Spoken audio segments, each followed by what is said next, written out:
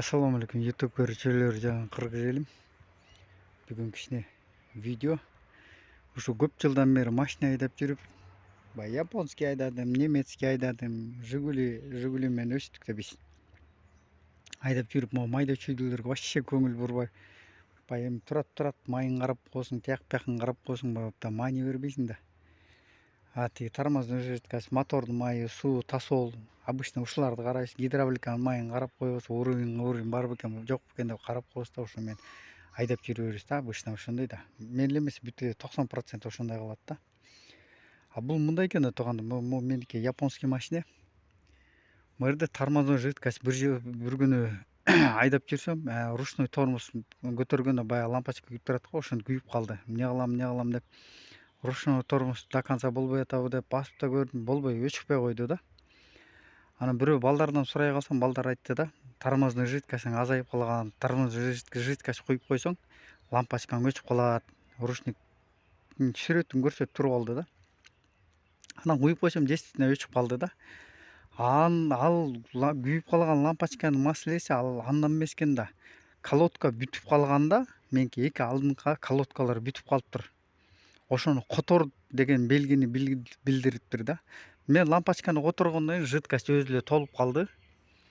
Ошо менен эле баягы мен куйган, доливка кылган жидкость кайта артка тепти да, кайта сордурбаш керек болуп калды да.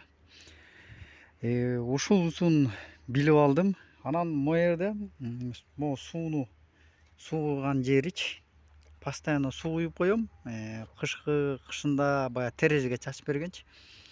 Анан монтип туруп алып чыгып туруп эле карап койсуң да. Могу трубкасы турат да, мондай трубкасы турат. Бул эмнеге турат деп коесуң. Анан мындай эле карап койсуң, суусу бар экен, жок экен деп коесуң да. Тиягы узун да көрүнбөйт деле.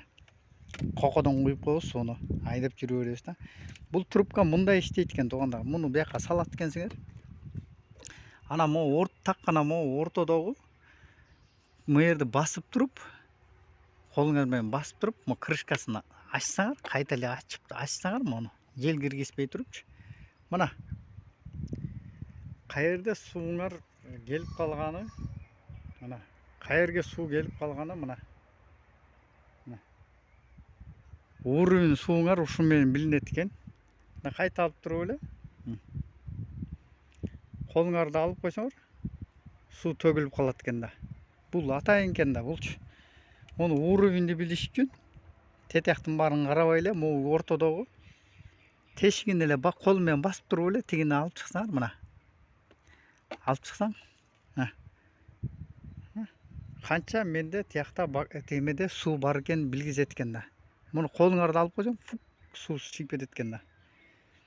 Мынтип салып туруп мынтип чыгарсаңар, уровень билинбейт да. Только тигини басмайынча.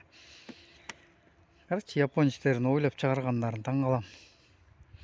Бул эменики тосолдуку болсо көрүнүп турат. Бу жерде да мерка бар. Бул гидравликанын меркасы. Бул шуп.